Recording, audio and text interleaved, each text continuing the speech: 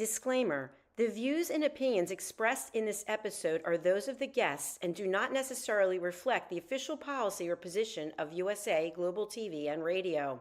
The content presented is for informational purposes only and is intended to foster open discussion and debate.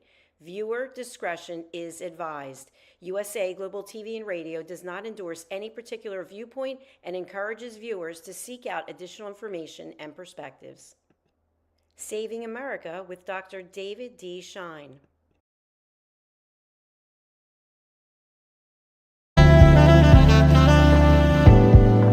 Welcome to USA Global TV and Radio, where our mission is to provide education, entertainment, hope, and inspiration.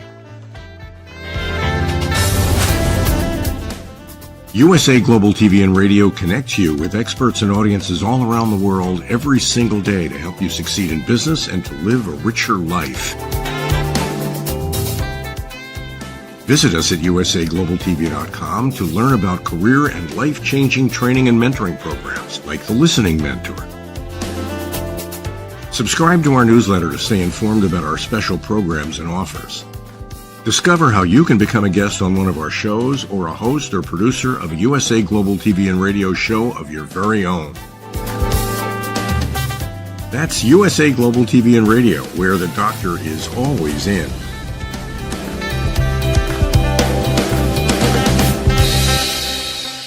Welcome to Saving America. This is your host, Dr. David D. Schein, and we have a boatload of stories for you today. Trump responding to demand for lower costs for consumers. President Trump reversed course by reducing tariffs on some items like beef, coffee, and tropical fruit in response to pressure to lower the cost of living. This was blamed on the losses for the GOP on November 4.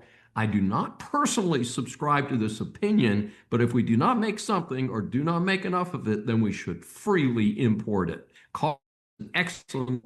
For the U.S., coffee is grown in Hawaii. It's wonderful coffee and used to be grown in Puerto Rico. Of course, everything in Hawaii is expensive. The outbound population of young people from Puerto Rico resulted in discontinuing coffee production since they didn't have the labor to raise it and harvest it. So largely, we're dependent on certain countries to export it to the U.S. Reducing those coffee tariffs makes perfect sense to me. The countries getting a break include Ecuador, Guatemala, El Salvador, and Argentina. Note that Colombia and Brazil, two countries which could help to fill the gap, were not on at least this preliminary list. This ties with my recent comment that Trump feuding with nearby allies helps no one. He should stay out of the internal battles in other countries, especially our allies. In my opinion, the biggest target has to be beef. Even at major big box operations like Costco and Sam's Club, beef is unbelievably expensive. Of course, a week earlier, Trump announced opening the beef market to imports, and the U.S. cattle operators objected. Hey, you can't win for losing. While the reduction in food prices might help, the surge caused by the Biden-Harris misadministration has also jacked up the cost of housing, medical care, and college, which is haunting many Americans. Not sure how quickly those fixes might come, if any. Democrats engage in possible insurrection against the U.S. military. A famous oxymoron is military intelligence. I remind my audience of this as I was shocked to hear that 6 Dem members of Congress, allegedly having served in the U.S. intelligence community, released commercials addressed to members of the military, current members. The commercials claim to remind the active military that they can ignore commands from their leaders that call for them to commit criminal acts. As the son of a career military man and a supporter of the U.S. military superiority, I am outraged that anyone in the U.S. would call for something like this. It shows how far into the sewer the Dems have sunk. Of course, if this had been run during the Biden-Harris administration disgrace, it might have made a teeny bit of sense. The disgraceful scum are Senator Elisa Slotkin of Michigan and Mark Kelly, Arizona, U.S. Representatives Jason Crow from Colorado, Chrissy Hulan, and Chris DeLuzio from Pennsylvania, and Maggie Goodlander of New Hampshire. I call on real Americans in these states to make sure that these anti-Americans lose the next time they're on the ballot. I believe the current push to clean up the military is the right one. The purpose of the military is to protect the United States from its enemies, foreign and domestic, and that includes drug runners, folks. I consider the referenced statements to be encouraging acts of insurrection. The vast majority of Americans want to be safe from criminals and want to see the incredible wave of death from drugs ended now. What if you gave a party and nobody came? Sometime back, I spoke about the terrible destruction of a rainforest in northeastern Brazil to build a big highway to Belém in order that that country host the 2025 annual United Nations Climate Conference. 2 years ago, 150 heads of government showed up in Dubai. This year, only 53 showed up. This vividly documents the beginning of the end of the climate hysteria that has gripped much of the world for the last decade or so. The ridiculous juggernaut was the Paris Accord of 2016, with many major countries signing off on it. The U.S. got on board under the failed Obama administration. In the U.S., it became a political football, with Trump one taking the U.S. out of it, then Biden returned to it, and then Trump too killed it again. The major problem was the basic idea behind the accord. Supposedly, the industrialized countries would both dramatically cut their carbon emissions and give money to the less developed countries to help them develop with less environmental impact. The worst part of the whole mess was allowing China to be considered one of the poor states while it competes with the United States to be the biggest economy in the world. As they say here in Texas, that dog won't hunt. Quantum computing and AI rely on huge amounts of energy, so the world is going to need to make a lot more of it just to keep rolling into the future, not less. Windmills and solar farms are not going to be able to keep up. Nuclear power is the long-term best bet. Even long-term climate alarmist Bill Gates has come out recently to indicate that the sky is not falling. And quick to me that we stop real pollution around the world. But a lot of this climate alarmism does not address basic pollution issues.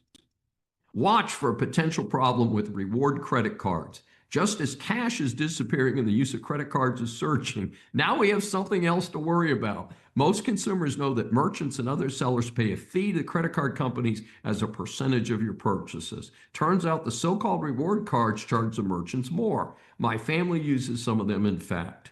In the push to reduce credit card fees, there is now a concern that the merchants might begin to refuse to allow customers to use those reward cards. The starting point was ironically supposed to help consumers. That is, a couple decades of retailers accusing MasterCard and Visa specifically of colluding to keep the credit card fees higher than they need to be.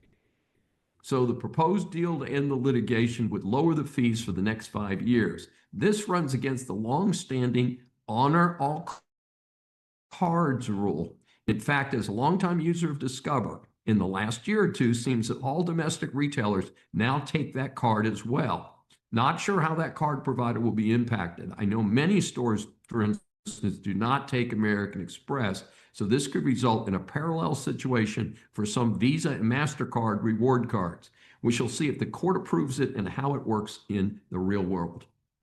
Saks off. The discount version of Saks Fifth Avenue will start closing 9 of its Rutherford stores across the U.S. beginning in 2026. Instead of trying to be everywhere, they're going to target higher performing retail markets.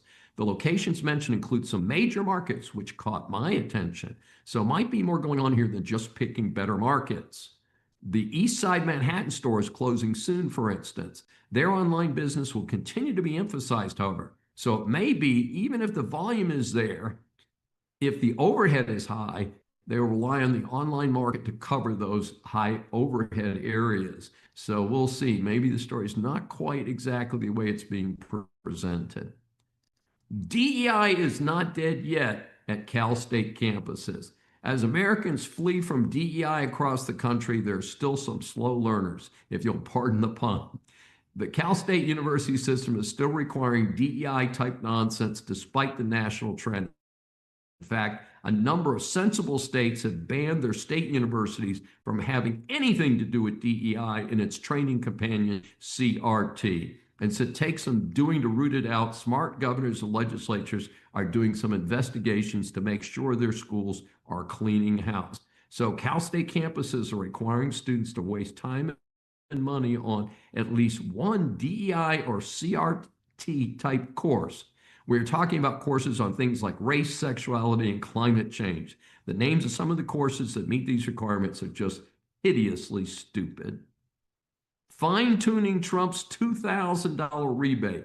As I've said on prior Saving American Unscripted Politics episodes, the U.S. is up to its eyeballs in debt. If the tariffs continue and produce a positive cash flow, all of it should be used to pay down the debt. Lately, Trump has specifically been promising a $2,000 tariff rebate check to Americans. Not sure where that number comes from. Further, I think any distribution should wait until after SCOTUS decides if Trump even has the power to negotiate tariffs in the first place.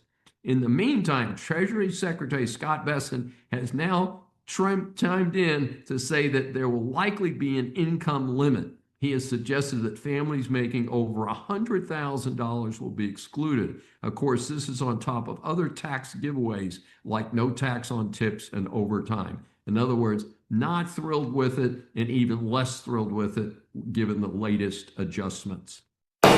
All rise. Our series Interviews for Saving America establishes that the world is full of interesting people. Once you hear from our next guest, I am sure that you will agree that he deserves the moniker of interesting person. Saving America welcomes Tony Alden, who is the Regional Retail Center Manager for Primeway Federal Credit Union, where he has served with purpose and passion for over 20 years here in Houston, Texas. Tony oversees branch operations, business development, and community engagement, ensuring that every member experiences reflect Primeway's commitment to service excellence. With a career in financial services spanning back to 1985, Tony has established a reputation for developing strong teams and fostering meaningful relationships with members. His leadership philosophy centers on helping individuals and communities thrive through financial empowerment and genuine connection. Beyond his work at Primeway, Tony is deeply involved with the Greater Heights Area Chamber of Commerce, where he has been a member for over 20 years and is now chairman of the board for the year 25-26. Now, it's a position that he has previously held and for some reason agreed to do it again. Tony attended the University of Houston, where he studied business administration. Outside of work, he's been married for 34 years, devoted father of 4, and a proud papa of 3 grandchildren, a title he considers his favorite role of all. In the interest of full disclosure, I've banked with Primeway Federal Credit Union since 2012 and proudly serve on the board of the Heights Chamber with him. We welcome Tony Alden for his first appearance on Saving America. Thank you for inviting me on, David. Well, we're delighted to have you. As you know, we asked 3 questions of our guests, 3 basic questions. Americans work hard for their money. Recently, we've seen some headline news about people losing their life savings in scams. How bad is that situation? Well, David, I wish I could come on and talk about a much happier, fun subject, but it's bad and it's getting worse every year. According to the FBI, in 2024, Americans aged 60 and older reported losing $4.9 billion in scams. That's an increase of over 40% from the year before.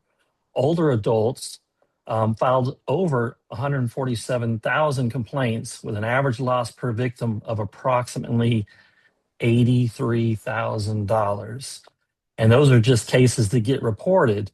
You know, the Federal Trade Commission estimates that the total consumer fraud losses reached $12.5 billion in 2024, and that's a 25% increase over 2023. And they agree the numbers are probably even higher because many victims never actually report what happened, often out of embarrassment or fear.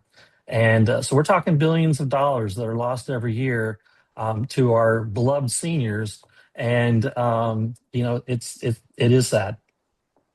Well, it's certainly a stunning situation. One, you know, obviously, what we invited you to talk about that topic today, and it is interesting because it is so hard to avoid. I was personally, and I think I'm pretty sharp.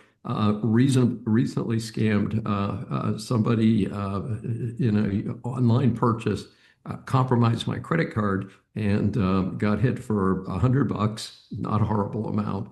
And because it was on a credit card, I was able to get with credit card fraud people and they were able to reverse it. But one of the things that I share with my students and talk about is many people do not actually read their monthly credit card bill to look for fraud. In my case, the reason I found out about it is I went into the bill and I saw these two bogus charges. I contacted fraud. Now, it's not easy. It takes some administration, but it was real interesting to see just get it resolved. So what does a typical scam look like, and why do so many seniors get tricked into these scams? Well, David, most scams today begin in the same way. It's either a phone call, an email, a text message that appears and sounds legitimate. The scammer, of course, creates a sense of urgency or fear to prompt the person to act without really thinking the whole thing through. So one of the biggest trends is for a scammer to call. And of course, you look at your phone and the caller ID says, XYZ bank or XYZ credit card company. But that doesn't necessarily mean it's really your bank or credit card company. And they might say something like, we've detected suspicious activity on your account. And in order to protect you, we need you to do this, this, and this. The problem is that this, and this is you giving up information that you should not be giving up because your real bank or your real credit card company should not be asking you a lot of personal information just to verify if a transaction is fraudulent. And one of the things they're really trying to get after is the reset password to like your online banking or something that they can really use against you. Or they may call and pretend to be the IRS or the Social Security Administration and trick you into giving up this information. And they're going to pressure you, and they're going to use fear. The police are going to be there, or some sort of fear tactic to trick you into not really thinking through the whole process. Well, it's clean, and I can understand that. And do you think some of that with seniors is that there's a bit of isolation, that they're not in the workplace, they're not, in contact with their bankers and other people on a regular basis to know who's who? That's definitely the case. It's also a case that seniors grew up in a time where you could, trust people. They grew up in a time where you could leave your front door unlocked, those sorts of things. If your phone rings, the caller IDs, was really who it really was. So it was a different time. And yes, the isolation and is definitely an issue. Yeah, and of course also with remote banking and stuff like that, people were used to coming into their bank and or credit union, and they don't do as much of that, and so they lose that personal connection. So it is pretty interesting. They also don't necessarily tend to be the most digitally savvy per se. Sometimes they are, but sometimes the digital world is not their expertise, so they can get used to manipulate them. Yeah, it's a pretty interesting situation. Can you give our audience a roadmap for how they can ensure they're never a victim of such scams? What's the kind of 1, 2, 3, 4 of handling these situations? Sure, David. So I like to break it down into 3 parts: prevention, detection, and response. First, prevention. Never trust an unexpected call, text, or email that demands quick action. Legitimate banks or credit unions or government agencies will never ask you to move money to protect it. They will not request remote access to your computer. They will not ask for payment in gift cards or cryptocurrency, or ask you to run down to Walmart and get a money order, or run down to your bank and get cash. If the call is from somebody claiming to be your financial institution, our advice is that you disconnect the call, and that you call your institution or your credit card company with a number that you got from a reliable source. That could be your statement or the number that you would normally call them on, and then let verify the situation that way, as opposed to just somebody randomly calling you. This simple step actually can stop a lot of fraud before it starts. Additionally, keep your devices updated. Use strong passwords. ABC 123 is not really going to cut it these days. And if you have the ability to enable your two-factor authentication on whatever mobile app or website or banking software that you're using, you should definitely do that. And then back to the part we talked about with isolation is talk to your friends and your family. Have somebody that you trust that you can kind of bounce these things off of before making significant financial moves and giving away your financial information. Detection. Be alert. Anything that feels rushed, they're going to try to rush you. Use fear, use emotion. Take a step back. Don't be afraid to disconnect the call and call your actual financial institution with a number or that you trust. Scammers will tell you things like, "Don't tell anybody about this. Your account could be frozen. You got to act right now." Legitimate institutions will not pressure you that way. They're going to want to make you feel comfortable, not pressured and stressed. And they're going to be okay if you want to disconnect the call and call a number that you trust. Finally, respond. If you suspect that you've been targeted in any way by a scammer, contact your bank or your credit union or your credit card company and report it. Because the faster that you report it, the better your chances of recovering your funds or blocking further transactions. And then lastly, you can file a report with the FBI's Internet Crime Complaint Center or the Federal Trade Commission at ftc.gov. Those are my recommendations, Dave. Sounds like a great list, and part of it is that as you started with that, prevention is the key. Is just playing a little heads up ball, and there's just an amazing number of scams out there.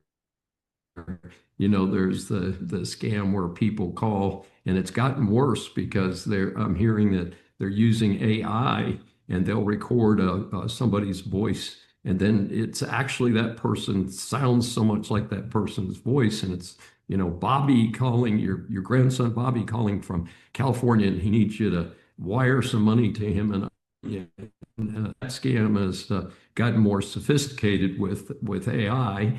And then one of the things that I had recently, which is bizarre, and I talked to some friends and several of them did, is they got a call saying that they had not shown up for jury duty and there was an arrest warrant out for them, and they needed to hurry up and go and get cash and bring it to them, and they wanted me to do something. And it was interesting because I'm an attorney and I'm also very familiar with the court system. And they actually identified a judge. So I put the guy on hold, which I'm sure he was excited about, called the court, and they said, you're not scheduled for anything today. We know you're a member of the court system, but we have no idea what you're talking about. In the meantime, he had hung up on the while I had him on hold, and a different person using a different fake number called in and tried to keep the scam going, and all that. So we recorded the numbers and passed them along to the FBI. But again, apparently it's not that hard to generate fake ID numbers on your phones. So it's getting more difficult out there. But I hope our audience today has benefited from this, and that they'll think first and take action after doing a lot of investigation. Absolutely. Tony Allman, it's been a delight working with you at Primary Federal Credit Union. How can people get more information about you and things like this? They can go to our website at primewayfcu.com, or they can reach out to us. Basically, our website would be the easiest way to reach out to us. They can give me a call, 713-799-6633. Please proceed. Trump may sue the BBC for billions. Trump is one of the more litigious people running around.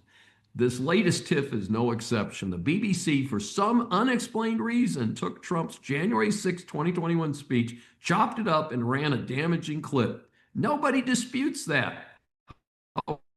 However, two key BBC people resigned over the mess, and there's been an apology. Trump plans to sue the BBC for $5 billion in damages. He is still president and he can't run again. So what are his damages? It causes me heartburn when the U.S. fusses with one of our close allies. There are smarter ways to resolve this issue, and I hope it goes in that direction. He is doing this while calling China and Russia's leaders smart guys, his friends. Let's tell the truth about those two murderers and let our allies work with us, not against us. How does the defendant plead? Unleash Prosperity confirms that New York City and New Jersey are bleeding big time.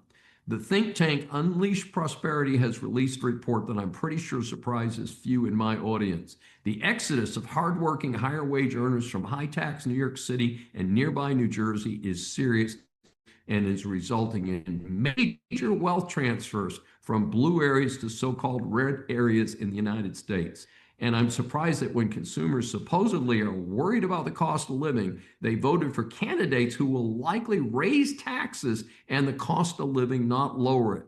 That is why I question the proffered reason for the November 4th election results. The folks voting for these clowns are hardcore Dems or illegals voting to keep who they think will continue their handouts. In contrast, many Republican and independent voters sat out the election figuring their votes wouldn't make a difference. And that's a problem, folks. I encourage people to vote, vote, vote. Vote in the primary, vote in the runoffs, vote in the regular elections.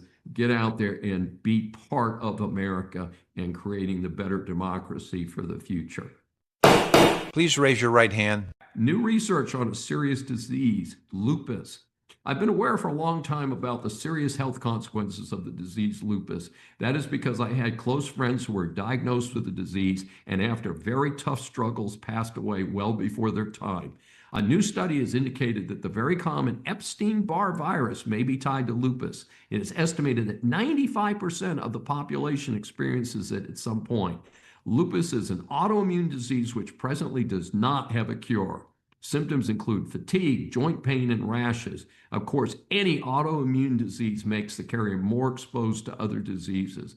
The Lupus Foundation of America estimates that 1.5 million people in the United States and 5 million women of childbearing age, but men, children, and seniors may also develop lupus.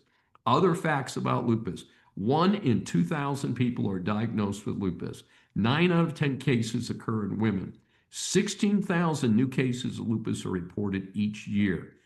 Lupus nephritis, kidney disease caused by lupus, is the most common severe complication.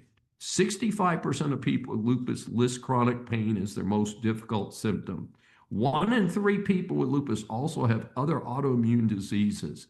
So the significance of the study is that if the medical researchers can tie it to a cause, they can then work on solutions. And I certainly hope that'll happen and happen soon. We have some very exciting medical developments coming, and they can't get here too soon as far as I'm concerned. Objection, Your Honor. My regular listeners know that I am a huge proponent of mandatory term limits for all public officials, and certainly in Washington. In fact, my book, Bad Deal for America, is a specific pitch for term limits. America's Congress is cursed with the biggest collection of losers and liars imaginable. Worse, due to the power of the incumbency, they stay forever getting rich but ignoring their overtaxed and underserved constituents. I apply this to both political parties, not just the alleged liberals. Classic examples include Demented Joe continue to hold office even though he could not conduct a conversation. He was there for 50 years. Then Mitch McConnell can't walk stairs but still pretends to represent his taxpayers. Of course, there's Nancy Pelosi, Miss Insider Trading herself, as I label her. Then the grand faker Bernie the Bum, who's worth millions and has 3 houses, pretending to be a commie. He is on a speaking tour to promote extreme left positions. Will he surrender some of his unearned salary back to his impoverished taxpayers? Hey, a bit of good news. Totally useless Dick Durbin, senator from Illinois, who sucked up taxpayer dollars for 44 years and accomplished nothing other than re-election, has announced he will not run again. The sad note on this is that, based on what I know about politics in Illinois, he will likely be replaced with another useless Democrat. Our series of interviews for Saving America establishes that the world is full of interesting people. Once you hear from our next guest, I'm sure that you will agree that she deserves the moniker of interesting person. Saving America welcomes Kim Lengling, who is a prolific author who shares her love of nature, animals, living with PTSD, and her mission of tossing nuggets of hope. She is the lead author and coordinator of a collaborative 3-book series titled When Grace Found Me, and 2 standalone anthologies, When Hope Found Me, released November 2022, and Paw Prints on the Couch, released August of 2023. In addition to writing, she hosts the podcast Let Fear Bounce, spotlighting people who make a positive difference in the world, whether by writing, film production, philanthropy, teaching, founding nonprofits, and more.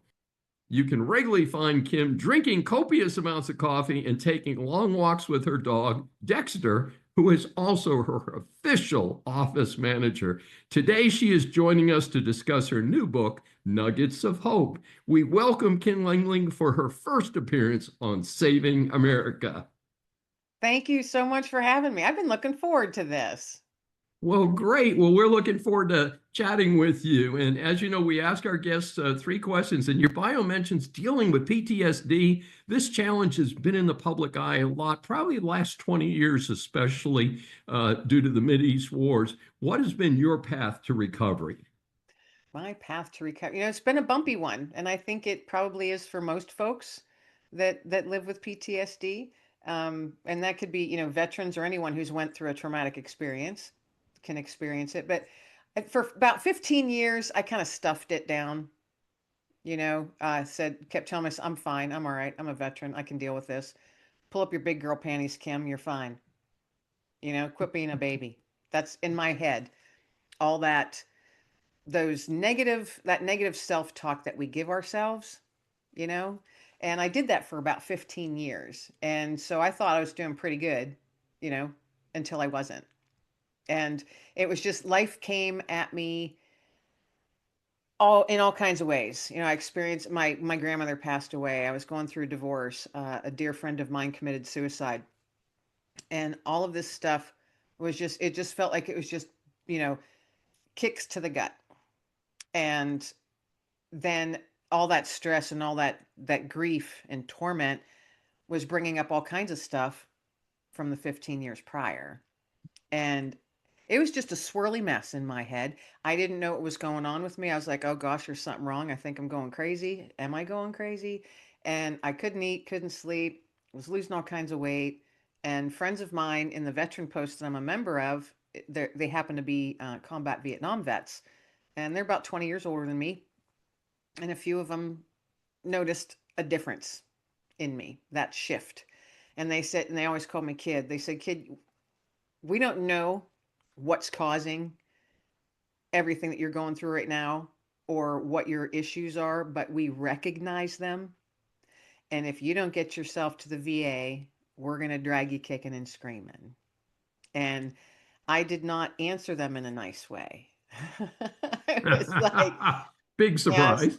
I was like, I'm fine. Leave me bleep, bleep, bleep alone, and they said, now, if you don't go, we will take you. And they did take me. They literally kidnapped you and hauled you over to the VA hospital. Okay. And I was angry. I was super angry. And at that time, and this is quite a while ago, I'm aging myself, but this was quite a while ago. At that time, there were nothing. There were no programs, no counselors, nothing in place for female veterans. And I had experienced sexual assault by 2 individuals. There were no female counselors. They didn't know what to do with me. And the counselor, a gentleman, of course, and he happened to be a Vietnam vet as well. When I was in his office with him that first night, he just said, because I had told myself, I told him, I'm not sharing anything with you. I was made to come here. He goes, that's fine. We can sit here and stare at each other for 45 minutes if you want. I went, fine, good, we will. And we did. We stared at each other for 45 minutes. But he was very honest and said, we don't know what to do with you. We don't have anything in place for you. He goes, so we're going to be learning together how to get you feeling better, because that's the goal. And I will always appreciate him being so honest. And I kept going back. The guys kept taking me back. And then I started going on my own. And it was a very slow, very bumpy, very, very hard process. But once I started gathering some tools in my tool belt, that's what I like to say, it was easier to recognize certain things that might cause me to seize up in a panic attack.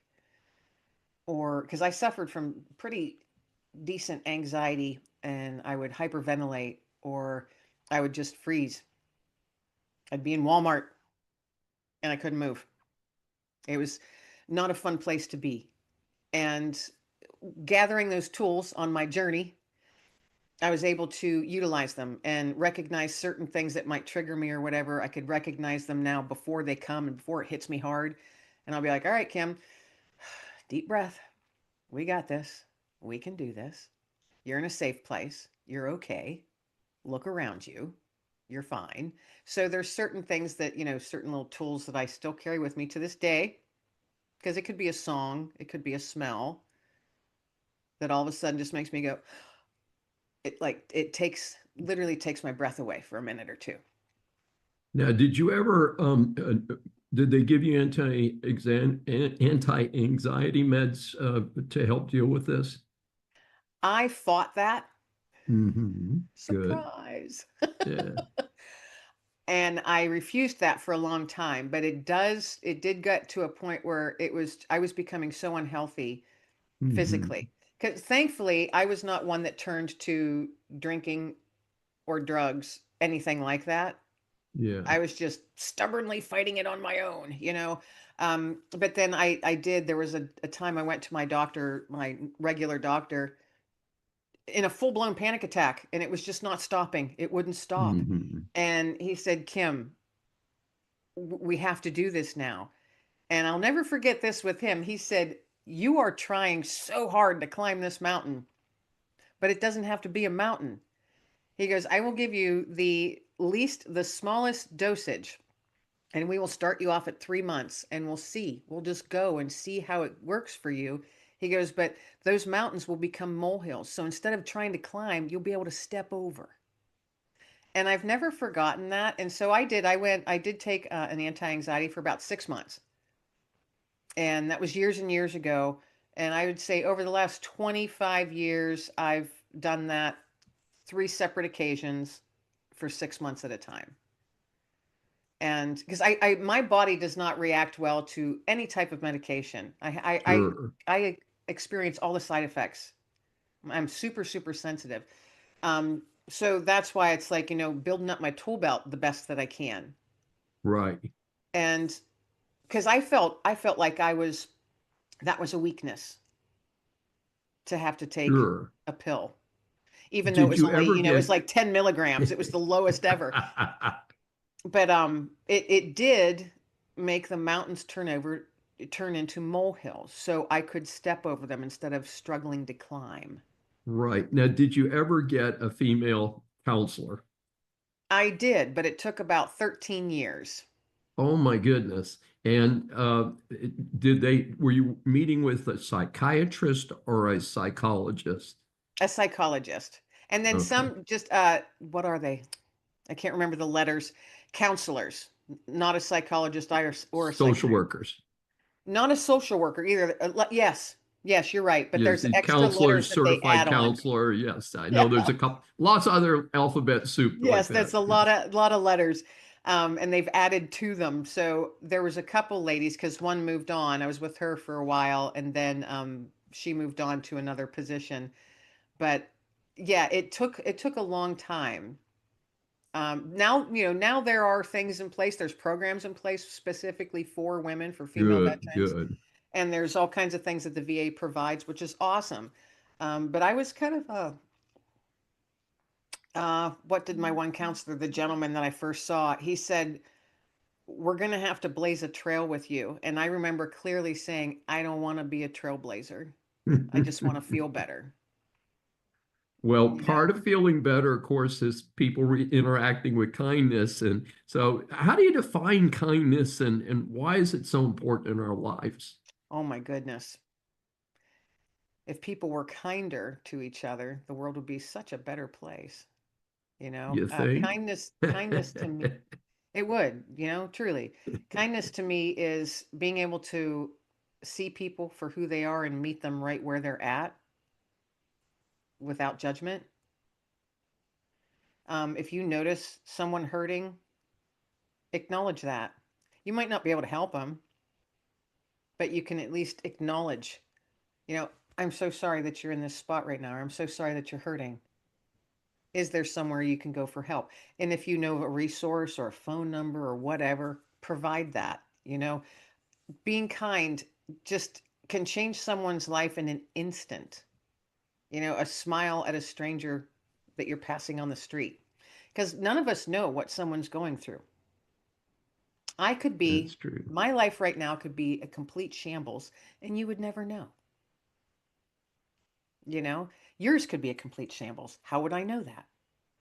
So why not be kind? That's my question. Why wouldn't someone want to be kind?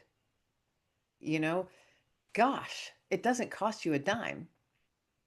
Yeah. Well, it's interesting because, certainly part of sometimes we turn on kindness rather than practicing it all the time, don't we? In other words, if we see somebody who's visibly suffering, and there are people, the cliche, they wear it on their sleeve, you feel like you need to reach out. And we all do that differently. I use words. I'm a talker. I'm also adverse to touching. So I'm not going to go hug people. I'm going to talk with them and modulate my voice and stuff like that. But I think you make a wonderful point. How about people who bear it well, like you did for years and years and years, carrying that inside you? And if people said, oh, well, I'm not going to be kind to Kim because she doesn't need it today, they don't really know, because a lot of us, there are people out there who are, I'm sorry, we often use the term drama queens, and that can be male or female, obviously. Right. And I have a relative in my family who's a drama queen, and it doesn't mean that they need all the kindness in the world. And sometimes you meet a person who's like, darn, that person really has their act together, and behind the scenes they're dealing with some really tough stuff in life. I have found that those people that are the kindest have been through or are dealing with their own trauma. Those ones that reach out and help, that are the helpers, are ones who recognize it in others because they've been through hell and back. Maybe they're in it right now. That's why hold the door for a stranger, offer to carry someone's groceries to their car, smile at a stranger, compliment a stranger. I started doing that a lot outside of handing out my little nuggets of hope that I have. I physically hand these out to people, strangers. So, I probably look like a creeper or a stalker, but hey, I have hope. Well, you probably get a little bit of leeway being female, because we are a society that's accustomed to the women being the moms and being maternal to people and all that. And I wanted to bridge into our third question, which is, what are some practical tips for integrating kindness into our lives? You just mentioned one. You have, and for we do this in webcast and podcast, so there are people who are listening who can't see. But Kim held up a little. Is it a rock? It's a polished stone, just a small one. You Okay. can carry it in your pocket. Polished. I don't know. I might be aging myself, but older gentlemen, like my grandfather's age, used to carry stones in their pocket, and they call them worry stones. Yes, They'd I've carry them seen and that. just, rub them with their fingers and stuff. So this is a small polished stone with the word hope engraved in it. And Cool. so yeah, I started doing that a couple, 2.5 years ago. And that's part of how the book Nuggets of Hope came about. I share some of my interactions that I've had with people that receive those nuggets. But back to your question, I mean, just simple little things. Just like I was saying, smile at a stranger, compliment a stranger. I saw 3 older ladies in Walmart one day, and they were just giggling. They had to have been in their mid to late 70s, and they were just giggling up a storm. And as soon as I heard them, I started smiling. And then when I came around the corner and saw them, they all had big purple hats on, and they were just laughing and giggling. And I'm like, they are having a blast. And when I finally got up to them, because I'm like, I got to go say hi to these ladies. So I walked up to them and I said, "Excuse me, ladies, but I have got to tell you, your hats are fabulous." And they just started laughing. They're like, "Oh, thank you." And they're preening, playing around, just being sarcastic, fun in a fun way with their hats. But they made my day. They absolutely made my day. And I wasn't in the best mood that day. I wasn't having the greatest day. And I heard their laughter first. So you don't know what what you're doing at the time, how that might be affecting total strangers that are around you or that might see you. If you're walking in the park or something and you see someone with a puppy or a dog or pushing a stroller with a baby in, and it just makes your heart go, "Oh," at least it does for mine. And that takes you out of your own muck. Because I'm always saying I got stuck in my muck, and it's like, pull yourself out, Kim. Come on. There's always something to be grateful for. I guess that's the other thing I want to say. There's always something to be grateful for. And it doesn't matter what it is. Sometimes I might wake up because I had a horrible night. I had nightmares all night long. And I wake up and I'm so tired. And I'm like, oh my gosh, how am I going to make it through this day? I'm so tired. I'm not going to be able to get any work done. Then I remind myself, Kim, quit it. Quit whining. You got a lot to be grateful for, including this cup of coffee. I knew That you might were going to be, say that. Just have more. If you had a bad night, have more coffee during the daytime. yeah. Now, But I mean, what's your that's answer just, for me, though? to be grateful. That might be the one thing you're grateful for that day, but you're grateful for something, and it's taken your mind out of the muck, you know? True. Well, the problem is, in my case, I had to switch to decaf coffee about 1990. So that's a long time ago, That is a because I would wake up and, like a normal person, have a regular cup of coffee, and then I would vibrate the cup off the table. And Oh. it just had a dramatic reaction. I About 5 years ago, I got to switch around. So I now do decaf in the morning and decaf at night because I like the taste of coffee. I grew up with coffee. But then at lunchtime, after lunch, I have 1 cup of regular coffee. So I get one thing. I'm going to a 3.5 hour opera next week, from I think 7:30 to 10:30. Well, actually, it'll go to 11.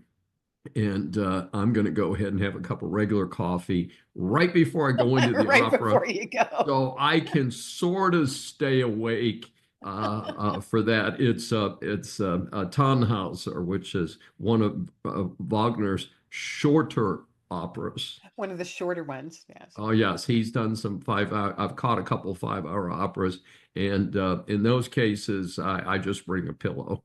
Yeah.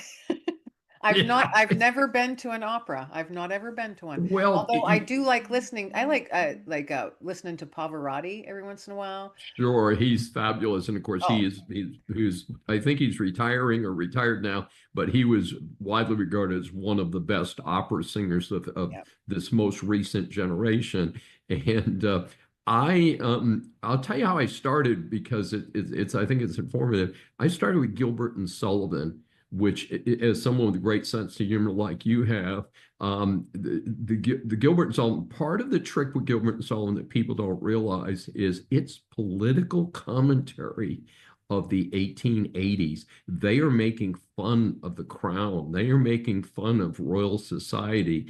And if you realize what they're doing sarcastically, if you will, that's an American term, not the English, you can really see, oh, I see what he's doing. He's pretending to be a caricature of the king, but of course you couldn't do that in 1880s. Right. But you could write a comical opera and have someone that you don't call king, but acts a lot like it. But it was interesting because I saw an opera just a few weeks ago that I had not seen before, Rossini opera, and it was a lay-down comedy. I mean, they had a pie in the face. They pulled a wig off a guy. I mean, all sorts of stuff. I had never seen an opera like that, but that was around 70 years before Gilbert and Sullivan. So I think what happened is that you could see the lines from that to Gilbert and Sullivan, that they definitely knew what they were doing. And maybe also let people know there are a few lawyers out there with a sense of humor. Yeah. Because they were barristers, and as well as musical people. At least the one who did the lyrics was a barrister. I don't know if the one who did the music was. But anyway, that'll get you started. Kim, we always try and be respectful of our guests and give them you keep it short. The other thing that we always say is we keep it short because we want our audience to actually listen to it, because we're not going to give them the book. What we want them to do is to say, wow, Kim Lengling, what an interesting person. I think I will look her up and get her book, Nuggets of Hope. And for our audience, how do they get more information about you and your book? Easiest place is just go to my website, which is my name, kimlenglingauthor.com. There you can find my books. You can find the episodes to my podcast, Let Fear Bounce. You can see what I'm doing, what I'm up to. If you want to contact me, go ahead and scroll to the bottom and you can hit that contact button. That's where Dexter comes in. He will get all those emails and scan them for me and let me know who's reaching out and what they need. So yeah, Dexter, my office manager, my trusty office manager, will take care of all that. But yeah, would love to hear from you. All my books are available on Amazon, just under my name, Kim Lengling. And again, my website is kimlenglingauthor.com. Sustained. Putin sticks his finger in Trump's eye. On the good news, bad news front, things are worse in Ukraine. Putin has launched multiple missiles and drones against civilian targets in Ukraine. And I emphasize, civilian targets. In just one such attack, at least a dozen civilians are dead and dozens more injured. This is despite Putin claiming that he wants to reach a deal. Trump has finally turned up the sanctions, but much more needs to be done. This is simply murder by Putin, nothing less. In an odd twist, Zelensky met with Trump privately while both were attending the late Pope Francis's funeral in Rome. Rumors are that this was prearranged. The deal for much more American help in turn for America's access to rare earth minerals is now being fast-tracked. Motion denied. Student loan collections are rolling. For the record, student loans enabled me to get through college in my first graduate degree. I appreciated the help and paid every penny back early. In the next generation, my children were able to attend college with my support and student loans. Now, one of my kids is a public high school teacher and is getting some reduction in loans due to the programs in place. After a break due to COVID that was far too long, as the Biden-Harris administration tried to buy votes of current and former college students, it's time to start paying. Despite the well-announced start to payments, an amazing only 38% of borrowers, just over 1/3, are current on their loans. 5 million are in default. The break here again is for the long-suffering taxpayers. It's been too long. Remember that the feds have the power to grab tax returns, etc. They are not your routine collection agency. Persons who are having payment issues should immediately contact the representatives of the different payment systems and work something out. Do not ignore this important responsibility. My take on this is that nobody is entitled to a college education. That is a choice that individuals make. That includes what student studies. Many of those students are struggling financially, selected majors that either do not translate easily into a paying job, such as philosophy, or require years of additional study to monetize, like psychology. The taxpayers did not make that choice for these students. On the positive side, many more students are moving toward business and STEM degrees. That is a plus for the marketplace and for the competitiveness of the United States. The defense rests, Your Honor. The Pink Granite Coast, Paris, Iraq. Hey, Patriots, the rugged beauty of France's Pink Granite Coast might seem serene today, but during World War II, this stunning landscape bore witness to the harsh realities of global concept and the sacrifices made by American servicemen in the fight against tyranny. As Hitler's Wehrmacht occupied France, they transformed picturesque coastlines like this into formidable defenses, the infamous Atlantic Wall. Stretching for thousands of miles, this network of bunkers, gun emplacements, and obstacles was designed to repel any Allied invasion. For the American soldiers tasked with liberating Europe, this meant facing heavily fortified positions along every inch of occupied territory. While the major D-Day landings focused on Normandy further east, the American commitment to liberating France extended to every corner of the occupied nation. American air power played a crucial role in bombing strategic targets along the Atlantic Wall, including those potentially built into or overlooking the unique terrain of the Pink Granite Coast. These bombing raids, often carried out by brave American airmen, aimed to weaken German defenses and pave the way for eventual Allied ground forces. Furthermore, as the Allied forces pushed inland after the Normandy landings, American units were involved in the broader liberation of Brittany. While direct large-scale battles might not have raged on the Pink Granite Coast itself, the region was undoubtedly part of the occupied territory that American soldiers fought to liberate. The local French resistance, often supported by Allied intelligence and supplies, would have operated in this area, and American forces played a vital role in securing Brittany and cutting off Germany's access to various ports. The sacrifices made by the American GIs across France, including in regions like Brittany, were immense. They fought to restore freedom and self-determination to a nation under the heel of Nazi oppression. Their actions were driven by deep-seated belief in liberty and the understanding that the fight against tyranny was a moral imperative.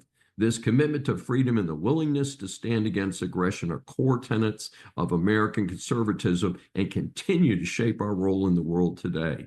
The serene beauty of the Pink Granite Coast today stands in stark contrast to the violence of the war it once witnessed. It serves as a quiet reminder of the sacrifices made by our American heroes who crossed an ocean to fight for freedom and liberate a continent.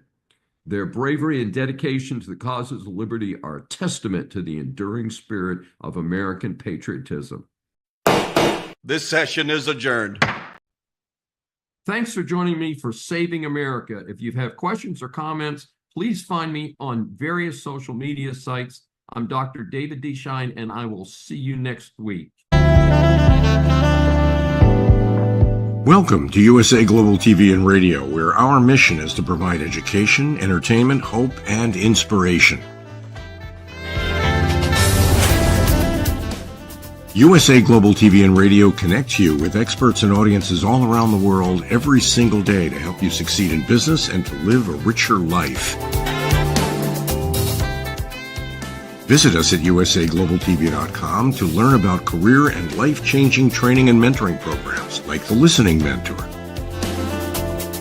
Subscribe to our newsletter to stay informed about our special programs and offers. Discover how you can become a guest on one of our shows or a host or producer of a USA Global TV and Radio show of your very own. That's USA Global TV and Radio, where the doctor is always in.